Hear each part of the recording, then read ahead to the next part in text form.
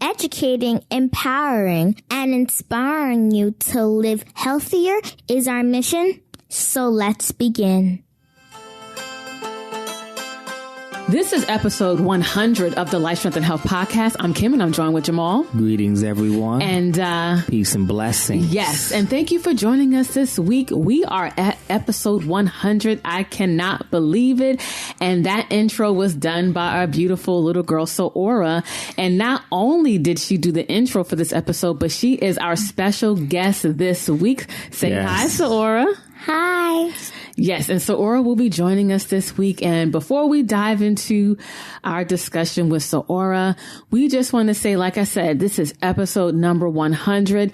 We are in a tremendous state of gratitude to get this far in the podcasting arena, because a lot of people start podcasting and they fall off for whatever reason. Yeah. But we stay strong, stay true to the mission. And thank you to everyone who has listened to our podcast. Thank you for the comments, the feedback.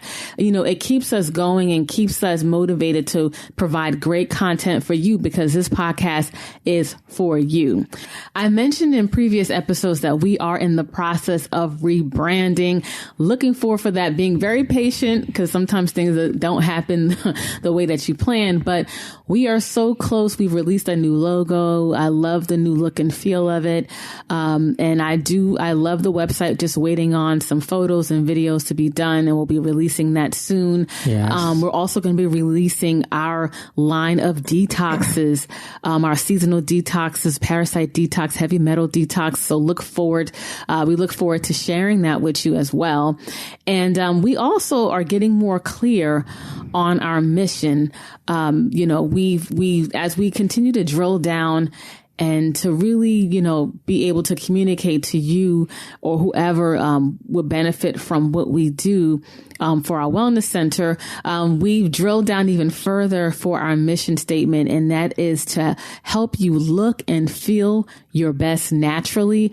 That is our new message that we're going to be moving forward with in the future. So just excited about a lot of things coming down the pike, about the new rebranding, the detoxes that we have coming along. And we're also going to be changing some of the formatting of the show.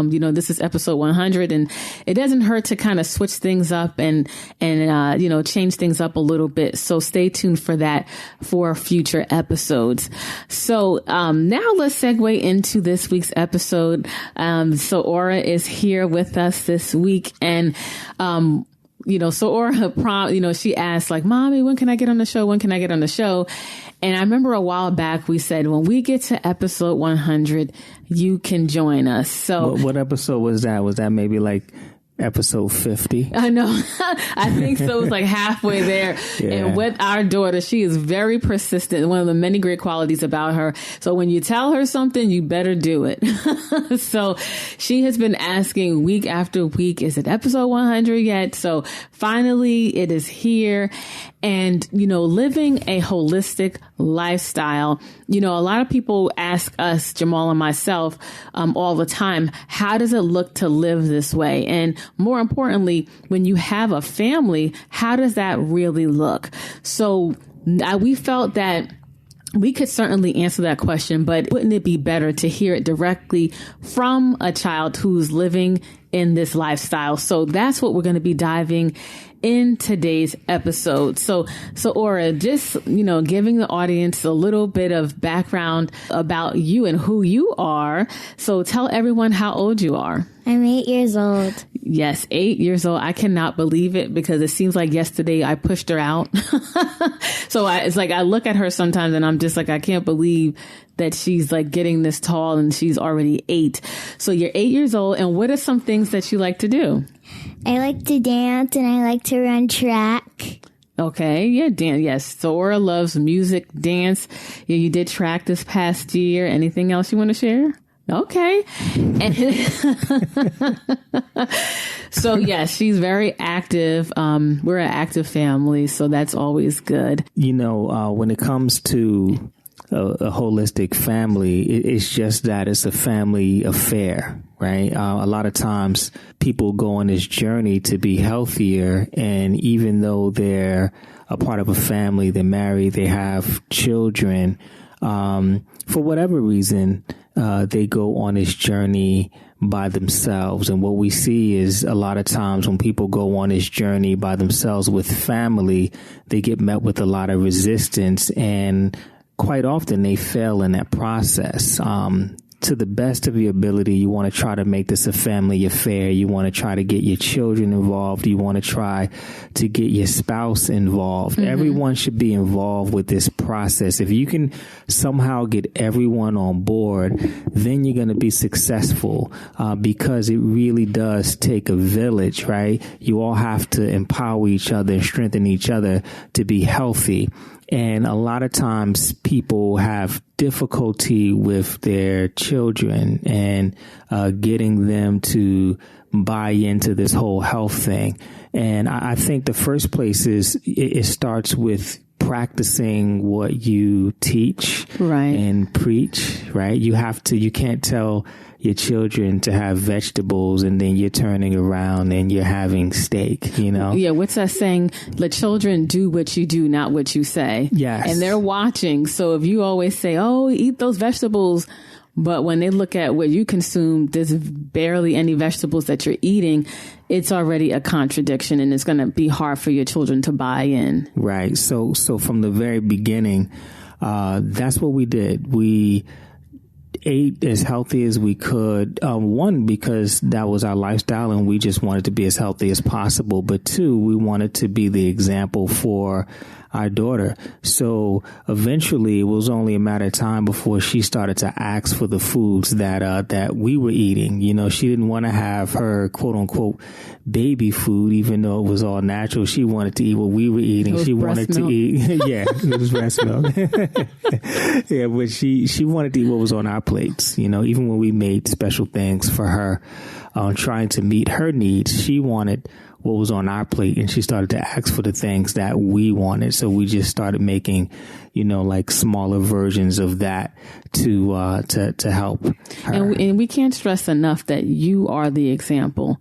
I think in any area of your life, you are the example. The question is, are you the adult that you want your children to grow up to be? And not to be hard on ourselves. It's just kind of motivation to continue to grow and to continue to address those areas of our lives that maybe we're not so happy with. So, so that's very important. Yeah. And you know what happens over time as you continue to live this lifestyle? Slowly but surely, your children begin to pick it up. I know with SaHura, we just, as we, you know, told her certain things and did certain things, or, you know, she may have seen family, friends doing something different, and she would ask why, and we just take our time to explain it. We try to make it make sense, and you just stay on it, and eventually they start to pick up on it. Right. And you know, I'm really proud of SaHura for her development and just her understanding of health. You know, she already understands when you go into a store what you should look for when it comes to trying to select the right foods. Right. And what's also amazing is, you know, we talk a lot through conversation. And so when you see SaHura communicating or expressing something that we had discussed in prior communications, you know, you're like, wow, she was listening, you know, because we don't beat her in the head with, this is how you live healthy. Like, we just kind of live it. And then we have dialogue and discussion as to why we do certain things.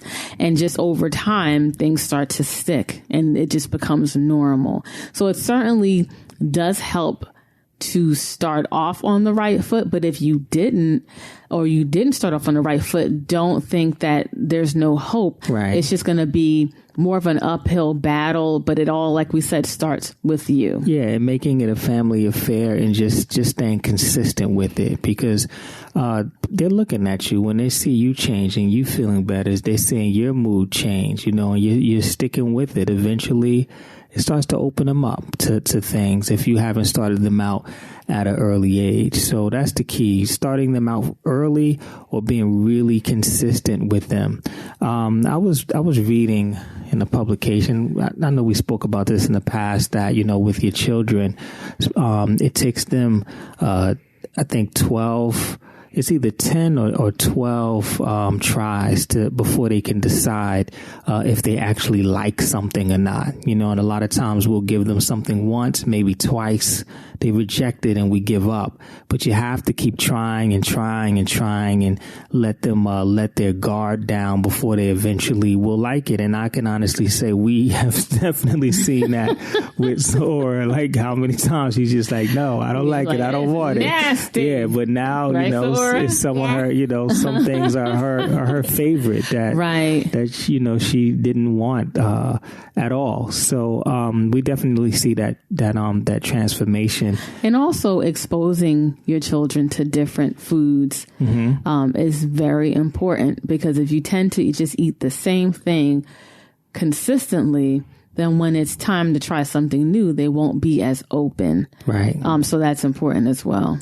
Yeah, I'll tell you today, and I didn't even tell you about this yet, Kim. We were in the office, and she came to work with us today. So, we're in the office, and we wanted to go next door to Aldi's to get some snacks, right? So she wanted to have some gluten-free pretzels with peanut butter, right?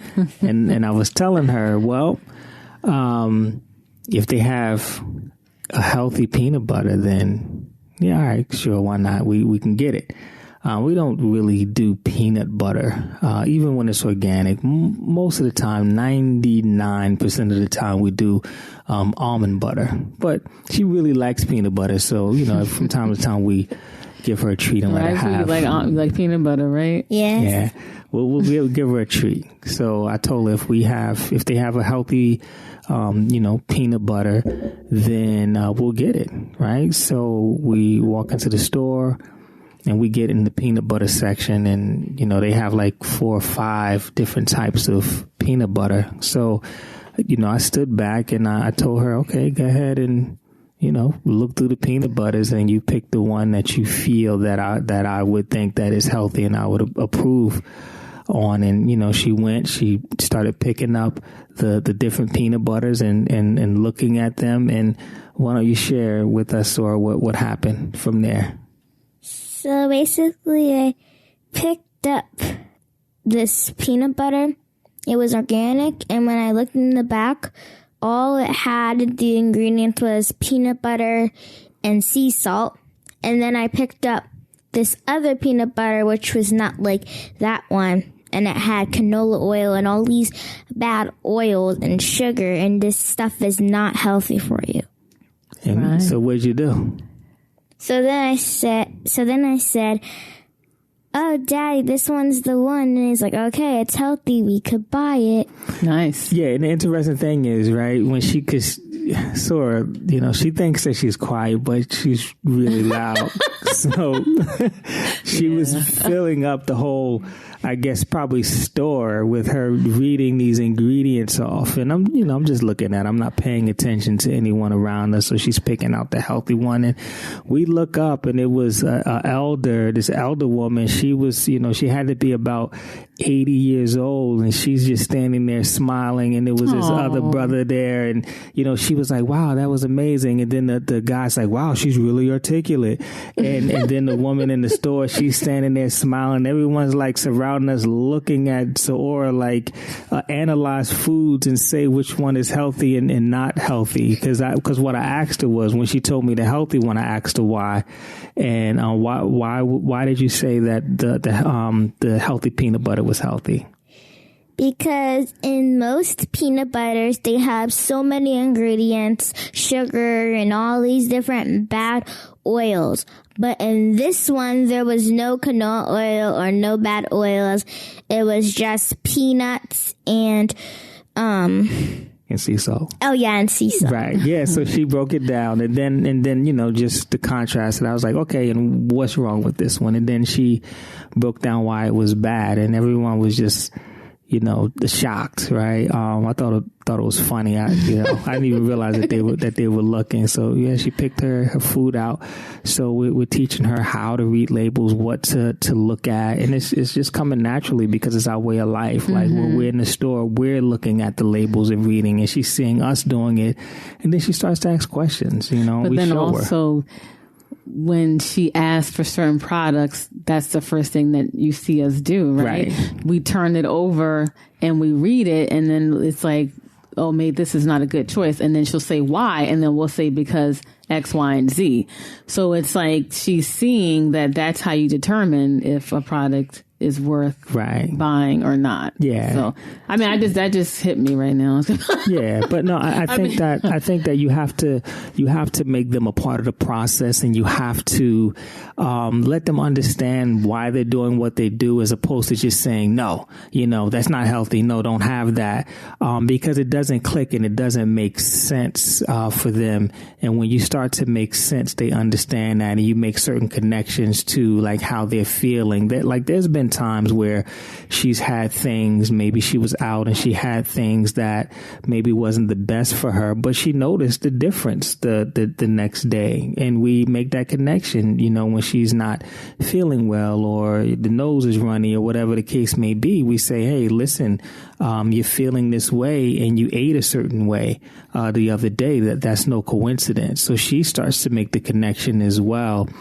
So I think it's important to make your children a part of that process and understand why. Right. Like you said, no, like it's easy to say no, that's not healthy. Right. But when you dive deeper, so they understand. So when she's older, she will know why if I eat these certain types of foods, I feel this way. Or maybe if I'm feeling a little like, if you're feeling like you're fighting something, why you may stay away from certain foods. Right. Right. Yeah. Because SaHura, what do you do? Like if you feel like you're fighting something, what do we normally do?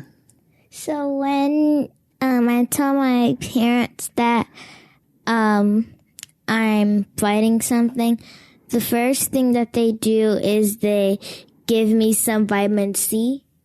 And I always say that. I'm like, I think I feel off. I think I should have some vitamin C. Mm-hmm. And vitamin C is really good for fighting stuff. Right. And then what's the other thing that we make sure that we do?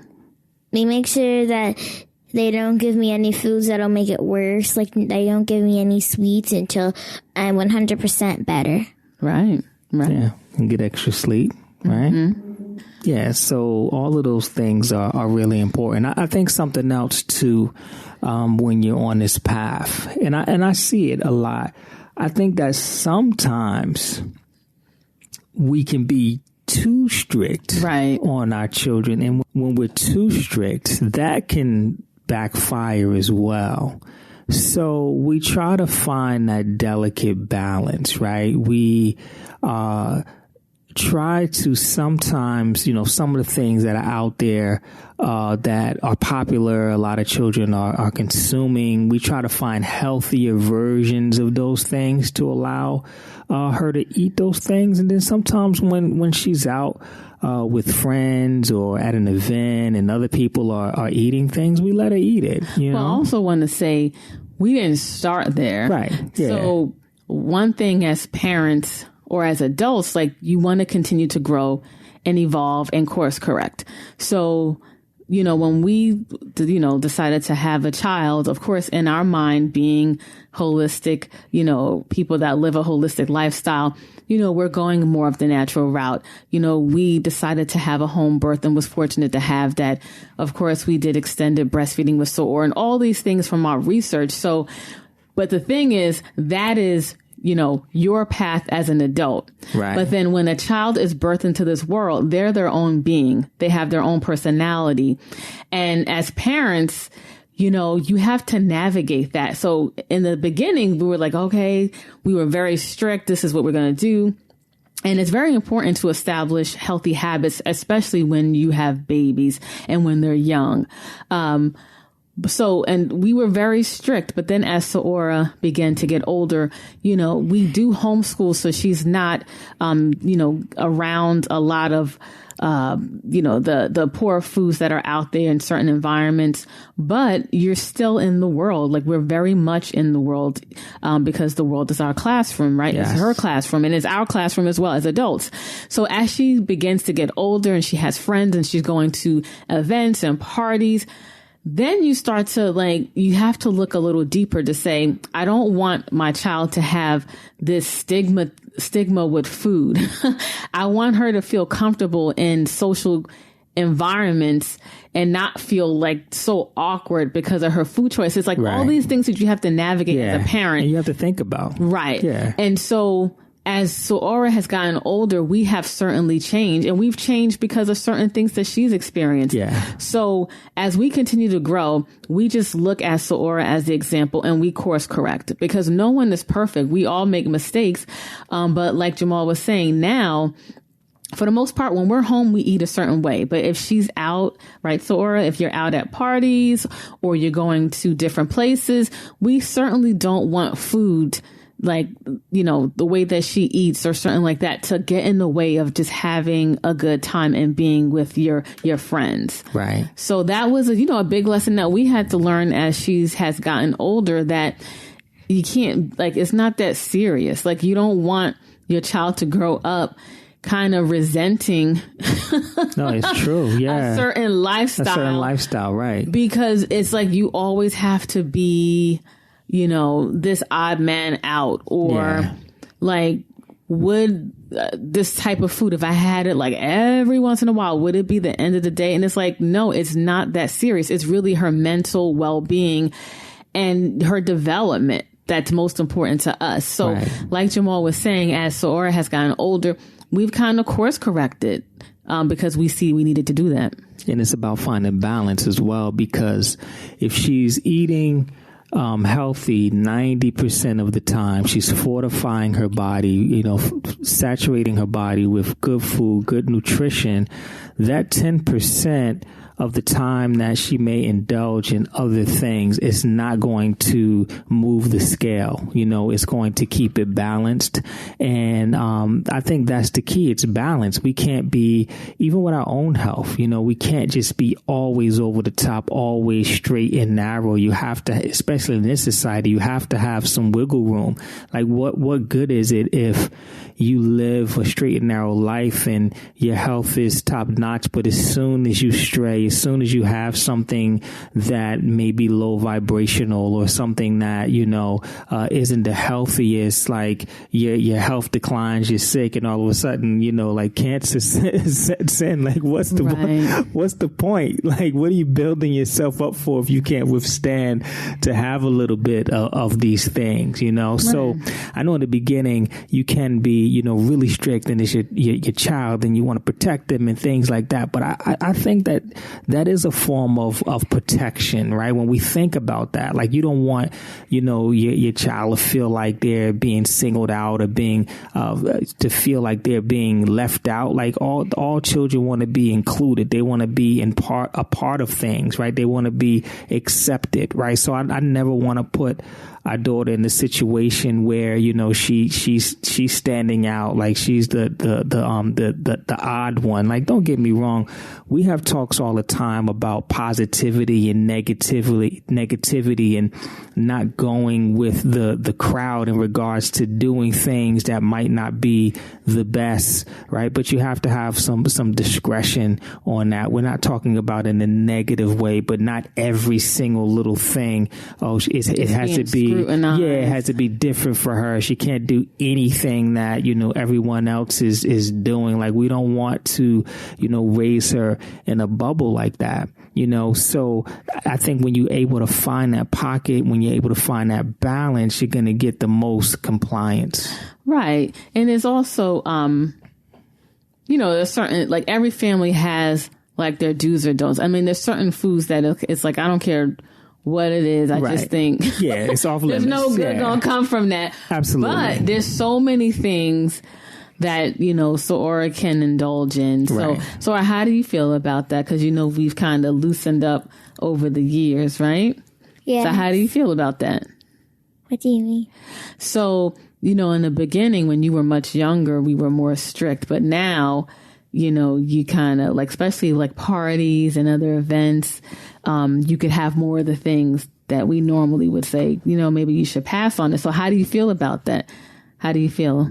Yeah, because I remember that when I was younger, you wanted me to eat more healthy because you say that if I start in the beginning and eat healthy foods, my palate won't be like only I like sweet food and not healthy food. Right. We did talk about that the other day, that it was important for her to start off healthy because, yes, your palate, you like different types of food. So, yes.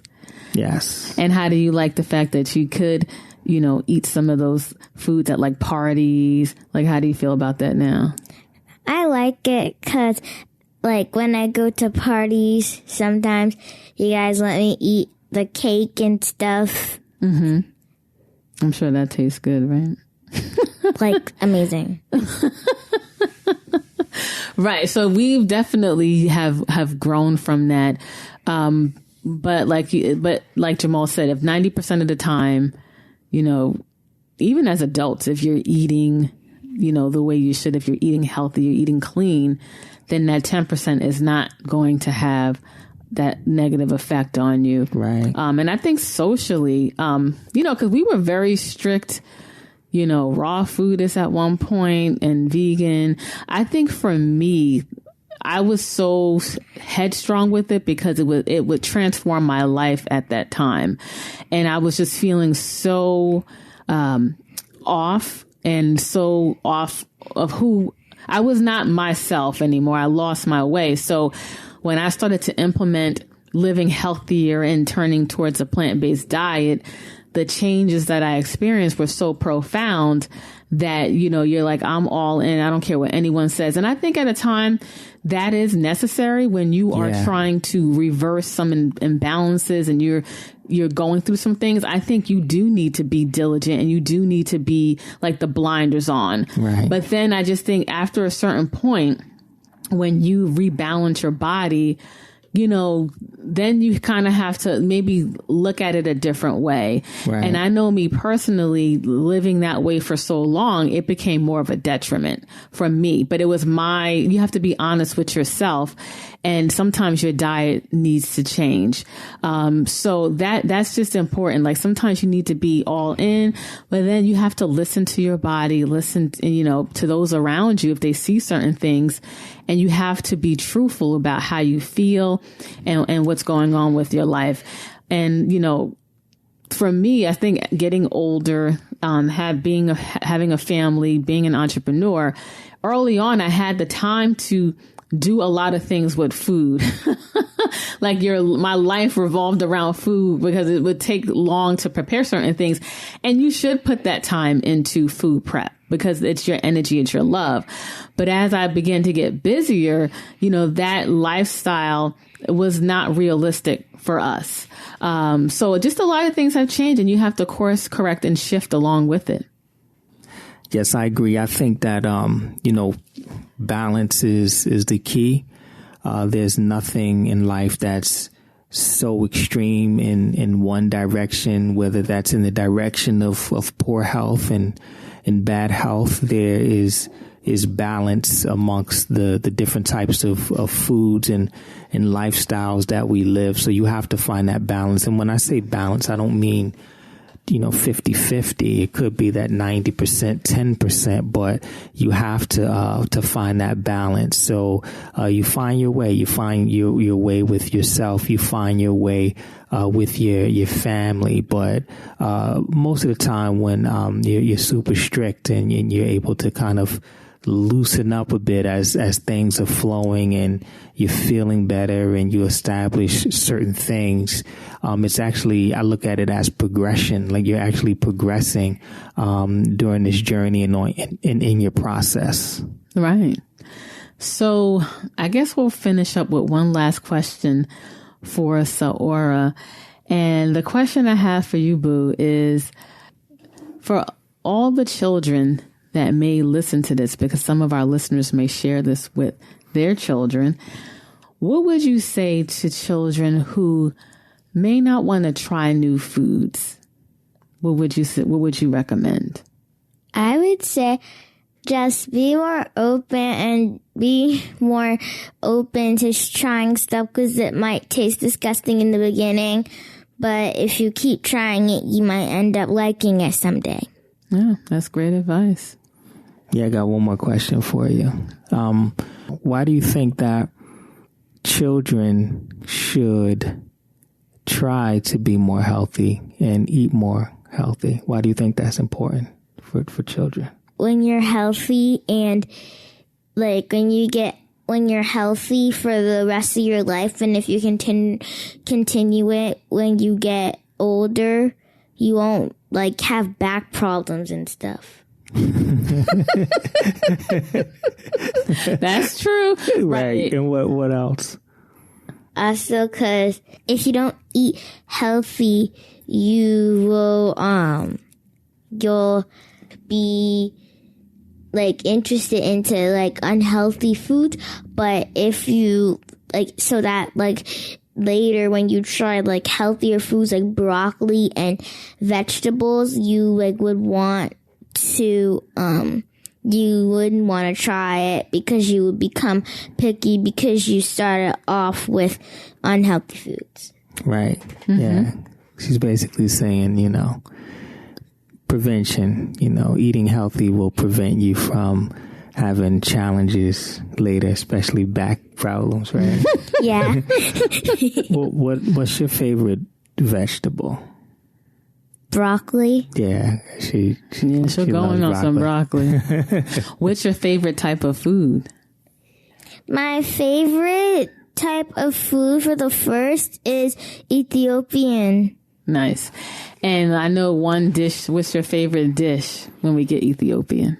The Masira Lichawat. Right, that's and there. In English, it's yellow slit peas. Yes. I think that might be all of our favorite cuisine, African Ethiopian. Actually, we're going to get some after we record this. Yeah. Yes. Amazing, healthy options. Whole foods. Yeah, Whole Foods. If you haven't had Ethiopian, by the way, you need to go get yourself some Ethiopian for sure. Yeah, definitely. I'll give a little plug. If you're in the New Jersey area, visit Walia's in South Orange. Yes, definitely go support them. You must go there. Absolutely. And they have authentic injera, gluten-free injera, fermented flat bread that they eat their meals with. It's incredible, really good for your digestive system. Mm-hmm. And looking forward to that. I'm salivating thinking about it right now. All right. So that is it for this week's episode. Thank you for joining us. SaHura, thank you for joining us. Yes. I want you to tell everyone goodbye. Bye. You want to say any special words before you go? Yes. Don't be picky when you eat, and make sure to encourage your children to try more stuff. That's some good words of wisdom. Yes. Yes. All right. So stay tuned for next week's episode. And until next time, live healthier. Stay healthy, everyone. Peace and blessings. Peace and blessings, and live healthier. We want to say thank you for listening to the show and for access to the show notes pages, more podcast episodes, blog content, as well as more information about our center, Life, Strength, and Health, then just visit us at lifestrengthandhealth.com.